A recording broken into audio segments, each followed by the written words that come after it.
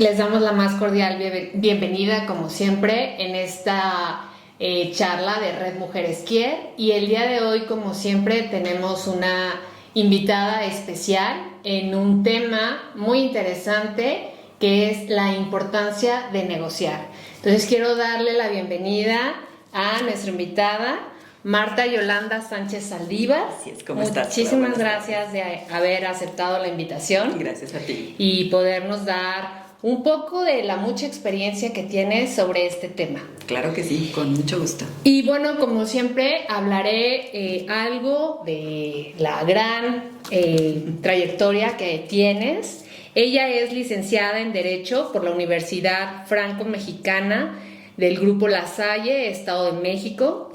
Es especialista y tiene una maestría en Mecanismos Alternos de Solución de Controversias por la Escuela del Poder Judicial del Estado de Guanajuato. Entonces, bueno, ¿cuántos años tienes como abogada? Como abogada, wow, años, no, pues qué te digo, para que vayan haciendo cuentas, terminamos carrera en el 96, ¿no? O sea, ya es un buen número de años y pues ya con esto de especialista en esta situación, pues ya, yo creo que ya también varios años más de 10 años. Ajá. Wow. Sí. Y mira, esta charla comenzó justo por una plática que teníamos, y yo jamás hubiera pensado, hasta que me lo dijiste, como lo que hacen en las negociaciones los abogados todo el tiempo. Sí. ¿No? Sí, algunos. Esos, ¿no? Eso me pareció interesante, y esto de la comunicación asertiva. Así. Entonces, por eso es que comienza como a ver, ¿cómo es esto de la negociación? Ajá. ¿De qué se trata esto? ¿De qué se trata esto? Sí, mira, yo creo que ahí me gustaría hacer así como un preámbulo. Ajá. Porque tenemos una idea de que los abogados solo se dedican al litigio, a los juicios. Okay. Solo resuelven problemas así. Uh-huh. Y bueno, cuando Yolanda se cambió, digamos, la forma de ayudarle a la gente a resolver conflictos, no nada más en el litigio, sino a través de estos mecanismos alternos, por eso se llaman así, ¿no? Y hago la comparación con la medicina. Ajá. La medicina, también hay una medicina alternativa. Claro. Entonces, en la justicia también hay una justicia alternativa. Y es esto, no nada más puedes resolver tus conflictos en un tribunal, también los puedes resolver de manera privada con un especialista. Ajá. En estas negociaciones que tú comentas, ¿no? No okay. Nada más de manera contenciosa. Ok. No, dime. No, entonces es esto, o sea, hay muchos abogados, colegas, que su perfil es contencioso totalmente, y hay asuntos en los que lo requieren así, ¿no? Ajá. Vámonos a defender todo y a costa de todo. ¿Sí? Y entonces ahí es como esta parte de ganar y perder. Exactamente. Y a lo mejor en la negociación buscas ganar, o en algún momento es no gano, pero al final sí gano. ¿Cómo es? Ajá, o sea, es identificar qué quiero ganar, ¿no? Realmente hacia dónde voy, qué es lo que quiero. Cuando, yo lo digo así, cuando nos venden un juicio, estamos tan enojados o estamos tan desilusionados de una situación, que decimos, ok, yo compro el juicio y no me importa si me cuesta más dinero, si termino relaciones incluso familiares de muchas formas, no me importa, pero yo voy a desquitarme de algo, ¿no? Que siento que me quitaron, que me violentaron, no lo sé. Entonces aquí es donde entra este ganar. Ajá. O no perder, o sea, no analizamos a veces qué es lo que pudiéramos estar perdiendo, ¿no?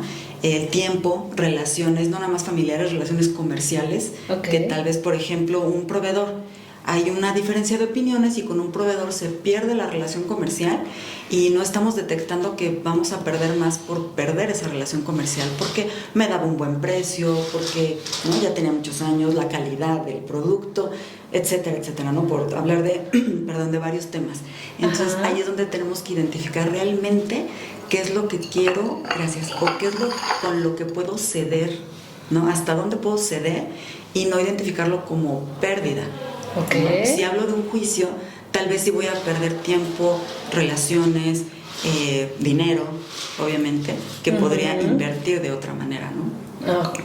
¿Y eso fue lo que te llamó la atención de claro. tu profesión? Me llamó la atención el ayudarle a la gente, por eso estudié Derecho, ¿no? Para ayudarle a las personas a resolver problemas. Comentábamos alguna vez que alguna vez me incliné por fisioterapia. Sí. Y lo que me gustaba era eso, ayudarle a la gente, ayudarle de alguna manera, no era mi camino. Y me dicen, pero ¿cómo de fisioterapia te fuiste a Derecho? Yo, eso, ayudarle a la gente a resolver algo, una situación por la que esté pasando. Entonces, a través de un juicio, sí, es una forma de ayudarles a resolver, pero en mi opinión no es la única. Y puede haber otras más sencillas. Es donde Yolanda dice, me voy más hacia esta justicia alternativa y con estos mecanismos alternos que hay muchos.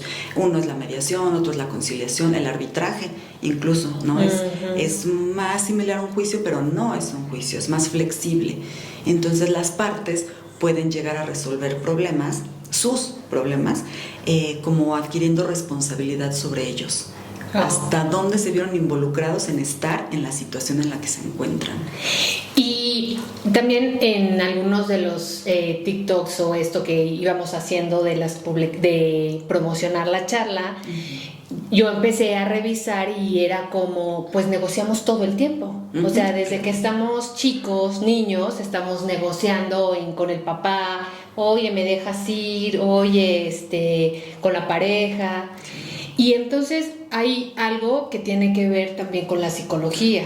O sea, ustedes yo creo que van de la mano con la psicología. ¿Sí es así? Un poco, y más en esta especialización de mecanismos alternos, ¿no? Lejos de la abogacía como tal, en esta especialización sí nos preparan mucho en psicología, pero más en comunicación, en cómo realmente llega el mensaje, cómo se envía. Soy responsable desde cómo yo elaboro mi enunciado, ¿no? Que voy a transmitir. Entonces es muy muy importante la comunicación para la negociación. Y ahí yo creo que estás como tocando una pieza clave. La mayoría de las personas no sabemos comunicarnos, no sabemos decir lo que queremos, y ahí es donde viene la problemática. Exacto. Yo te lo emito de una forma, pero tú lo recibes de otra forma, y si no como que lo negociamos o lo explicamos, cada uno se queda con lo que me dijo y con lo que yo entendí. Es correcto. ¿Sí? Sí, y ahí es donde hay algo que se llama la escalada del conflicto. Y podemos identificar en esto que comentas desde un malentendido hasta un problema, o incluso ya la guerra, ¿no? O sea, en este malentendido viene la comunicación. Yo quise decir, pero tú entendiste, y entonces tú eres responsable de lo que tú quisiste interpretar. No, o sea, también yo cómo comuniqué tal situación para que se entendiera de una forma diferente. Sí. Entonces, ahí vas identificando si es simplemente un malentendido tal cual, o ya estamos en un problema, o ya nos queremos ir a juicio porque... Por ejemplo, los abogados litigantes siempre dicen, a ver, les llega un asunto y dicen, ya no vuelvas a hablar con tu contraparte. De aquí en adelante todo es a través mío. Y pues acá en los mecanismos alternos decimos, no rompan la comunicación. Claro. Es lo primero que no hay que romper, porque si no, no vamos a encontrar ese punto de encaje de los intereses de ambas partes y poder lograr, o que la gente logre estas opciones de solución, ¿no? Y eso, si lo pasamos a la vida común o diaria, es así, ¿no? Claro. O sea, con la pareja es, ¿qué tienes? Nada. ¿No? Pero tienes la cara así de, sí tengo. O igual en el área laboral también, que ves al colaborador que está molesto, o a tu compañera, pero no se sientan a expresar realmente lo que está sucediendo. Exacto. Así empiezan las guerras. Exactamente. Y hay muchos... ¿cómo decir? Lugares donde se pueden instaurar mecanismos alternos, y ahorita con tu comentario me haces recordar una vez que implementamos uno en una secundaria. Y lo ideal es que los chavos de secundaria aprendieran a gestionar la mediación, y ellos mismos la establecieran entre ellos. Se llama entre pares. O sea, chicos de secundaria tiene una situación, hay que ver cómo se resuelve, pero chicos de secundaria que están viviendo lo mismo que ellos están viviendo son los que implementan este mecanismo. Para que tengan una comunicación desde su experiencia, mayor empatía. Están viviendo lo mismo, es más probable que entiendan la situación como tal que un adulto, que una maestra, que el director, entonces eso es. Y entonces, por ejemplo, aquí también sale como es una necesidad. ¿Desde dónde negocias, no? ¿Desde la necesidad o desde el problema? Y entonces también como que leía, aparte de, a ver, lo estás negociando desde lo que piensas, desde lo que sientes o desde la víscera, ¿no? Desde la emoción, el enojo, la frustración, y es totalmente distinto cómo te manifiestas y cómo te expresas. Así es. Sí, yo creo que hay que hacer un análisis, ¿no? Cuando explotamos es muy típico, ¿no? Luego, lo primero que dije, lo primero que hice, entonces el típico cuenta hasta 10. Ajá. ¿No? ¿A dónde quieres llegar para ver qué palabras formulas, en qué momento, ¿no? Lo comentaba, es un problema familiar con la pareja. ¿En qué momento hablas con esa persona o con los hijos? Tienes que buscar el momento adecuado en donde la persona esté también receptiva y entonces identificar ya realmente la necesidad, o si estoy hablando todavía desde la víscera y me nubla la razón, entonces vámonos con tiempo. Y muchos los psicólogos dicen, a ver, no es momento, ponemos pausa y después seguimos hablando, ¿no? En otro momento. Entonces es parte de llegar a entendernos. Y entonces ahí también entra la parte de la personalidad. Ah, sí. ¿No? O sea, desde cómo te comunicas con los diferentes tipos de personas o personalidades que hay. Así es. Sí, ¿cómo lo hacen ahí? Hay varias herramientas, hay muchas, pero uno muy básico es, y los psicólogos lo conocen muy bien, es el test de Thomas Kilmann. Lo pueden buscar en internet así, para identificar cómo soy yo, cómo Yolanda afronta una situación o un conflicto. Entonces son varias preguntas, ahí ya sabes los números, hacer las sumas y tal, y no hay uno como los temperamentos, no hay uno único. Así es, puedes tener de varios. Y ahí vamos a aprender cómo cada uno de nosotros afrontamos un conflicto y aprender cómo gestionarlo, ¿no? Una cosa es cómo lo afronto de momento y después cómo lo voy gestionando para lograr lo que quiero desde la necesidad o que es mi interés último, lograr llegar a ello. Y entonces ahí decíamos también que esta parte de influencias en el otro o manipulas al otro, pero me explicabas aquí tras cámaras que está como medio... Sí, como... malentendido, no tan... como con mala fama. Mala fama, la manipulación. Así es, la manipulación, ¿qué significa? ¿No? Vamos a buscar también qué significa, y es moldear algo, ¿no? Un metal, decíamos, es maleable, lo puedo manipular. Una pluma la puedo manipular, yo la manejo. Entonces, no nada más hacia lo negativo, también hacia lo positivo podemos saber cómo comunicarnos. Y se oye muy mal manipular, porque, repito, ¿no? La palabra no es famosa, pero es como, sí, sabernos comunicar y saber, yo diría que sí llegue el mensaje correctamente a través de las palabras correctas, de mis acciones correctas, la comunicación no verbal, ¿no? Se habla mucho de, si estás así es porque estás bloqueando. No necesariamente, a lo mejor estás cómodo y estás muy interesado en una charla. Entonces sí, hay varias herramientas, dentro de ellas estas cosas de comunicación no verbal, pero sí que podemos manipular de forma positiva nuestros mensajes. Claro. Y, por ejemplo, tú, ¿qué es lo que haces? ¿O cuáles son como tus herramientas? ¿O qué podríamos decirles a las personas que nos están escuchando para tener una comunicación asertiva o para poder aprender a negociar desde tu área? Claro, es un proceso. La verdad es que la mediación, la conciliación es una ciencia, ¿no? La mediación es una ciencia que lleva procesos. Entonces, de igual forma, si yo tengo una misión, una meta para sentar a hablar con Claudia y negociar un punto, entonces establezco, ¿no? ¿Qué es lo que deseo? No voy a la comunicación de primera, sino establecer, a ver, ¿qué es lo que quiero? ¿Cómo es Claudia? Este día está saturada, mejor le invito a un café, o no, porque si le invito a un café ella va a pensar que son temas negativos. Entonces es como preparar todo el escenario, es lo que hacemos en mediación, preparar todo el escenario para recibir a las personas y que se sientan en un ambiente tranquilo, de confianza. No es esto, por ejemplo, esta mesa redonda tuya es lo ideal, o quitar obstáculos del centro, una sala, que todas estas cosas que son de kinestesia y todo esto abran la comunicación, y entonces la otra parte está precisamente abierta a escuchar mis puntos, y entonces ya vamos avanzando en esos, como en una agenda, ¿no? También se trabaja agenda, a ver, ¿cuáles son los puntos que quiero aterrizar?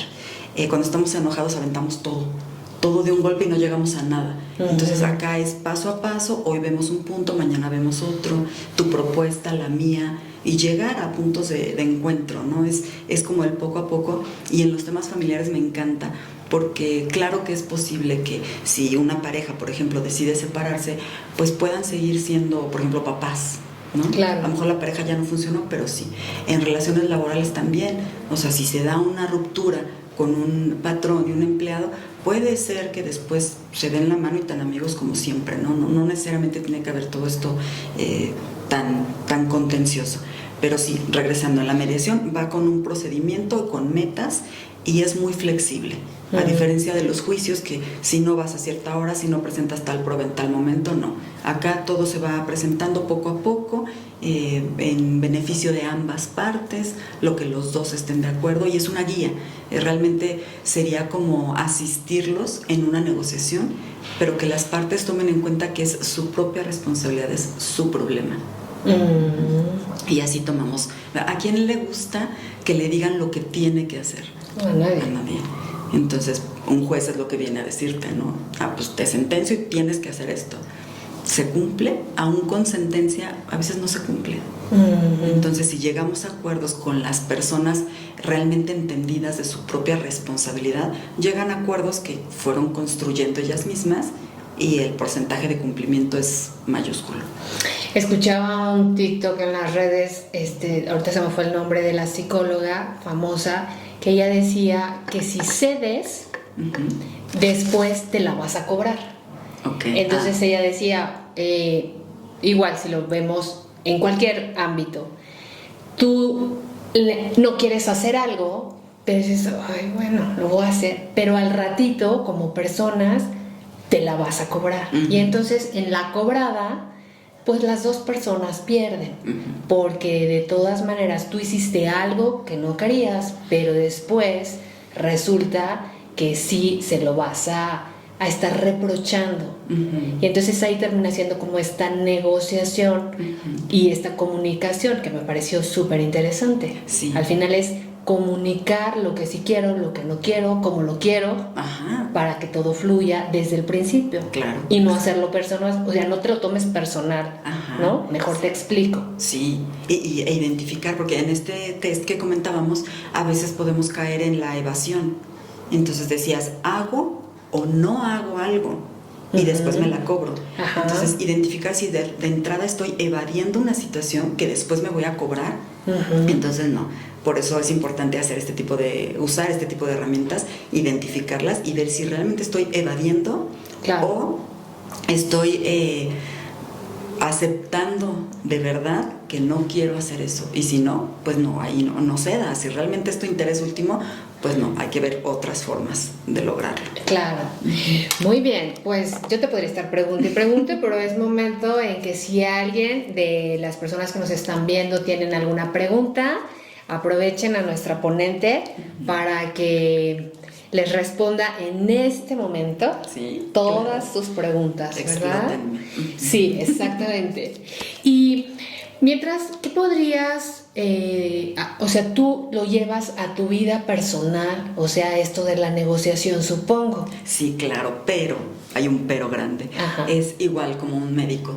No te puedes operar solo. Claro. Entonces sí, cuando tenemos una situación y requerimos la asistencia de un especialista en negociación o en derecho de una rama en especial, pues sí, yo siempre voy a recomendar la asesoría correcta y adecuada.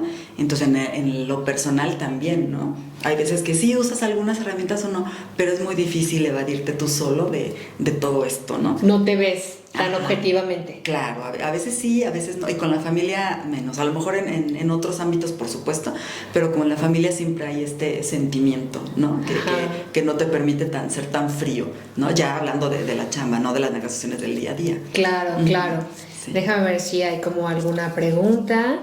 Y, por ejemplo, esto lo has implementado no solamente en la parte en los juzgados o algo así, me dices que en una secundaria ya lo hiciste, ¿en algún otro lugar o algo lo...? Sí, claro, el día a día, hablo mucho de prevención, en lo que es esta mediación yo me dedico mucho a la abogacía preventiva. Entonces, para evitar confrontamientos grandes, entonces preparamos documentos, hablamos de los contratos, o sea, la gente tiene que comprender que hay responsabilidad en caer en un conflicto. Entonces, primero, las reglas claras de primera instancia es lo mejor.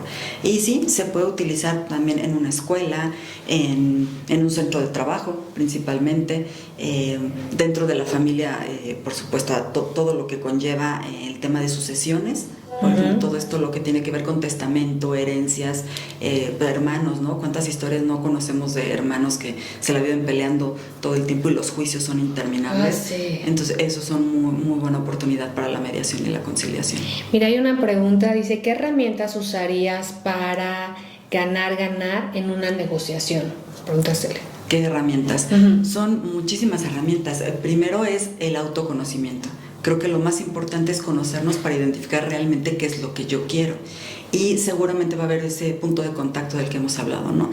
Entonces, básicamente dos, autoconocimiento y trabajar en la comunicación asertiva. Utilizar esto que comentábamos de escribir realmente lo que yo quiero y ver cómo puedo lograrlo con comunicación. Realmente lo que yo quiero hacer y decir que sea congruente con mis actos. Y bueno, ahí tocas algo como súper complicado que a veces pienso que las personas no sabemos qué queremos, ¿no? Y entonces es como, quiero que el otro haga lo que yo quiero, pero no sé qué quiero. Y entonces es este autoconocimiento que no tengo de mí misma, no me va a permitir pues poder comunicarme adecuadamente. Así es, me voy a ver muy técnica, pero por ejemplo la justicia es una forma heterocompositiva de solucionar problemas porque interviene un tercero que es un juez, ¿no? Y acá estos mecanismos son mecanismos autocompositivos, por ellos mismos se componen y logras la solución, por decirlo de manera muy coloquial. Entonces esto viene a derivar en lo que tú comentas, ¿no? Es el autoconocimiento, tengo que saber desde adentro, trabajarlo desde adentro antes de comunicar. ¿Cómo voy a lograr una comunicación asertiva si no sé realmente lo que quiero o para dónde quiero llegar? Oye, y aquí ayudaría esto que te comentaba de, entonces, es importante saber desde dónde me estoy comunicando, desde lo que siento, desde mi enojo, mi emoción o desde la parte práctica, y eso poderlo llevar a mi vida diaria, ¿sí? Así es. Sí, de hecho me hace recordar todas las veces que recibo un cliente en la oficina, en mi mesa, vienen con este enojo, ¿no? Por la situación que creen de injusticia. Entonces llegan enojados y cuando empiezas a tocarles el conocimiento, a asesorarlos correctamente, a que sepan y comprendan a qué tienen derecho y cuáles son sus obligaciones, es cuando empiezan como a decir, ok, entonces a lo mejor no me están haciendo una injusticia, ¿no? No me están violentando. Yo también tuve responsabilidad porque no hice, porque no dije, porque no tengo derecho a eso, que por ahí me dijeron, a la vecina le pasó y le pasó igual y entonces yo también. No, cada caso es muy concreto. Claro. Entonces, sí, identificar a qué tengo derecho, a qué no, para poder pasar de la emoción a la razón. Sí, hay que asesorarnos bien. Y ahí, ¿en qué casos o situaciones no recomiendas? A ver, déjame ver aquí, tengo otra pregunta. ¿En qué casos o situaciones no recomiendas pasar por una mediación?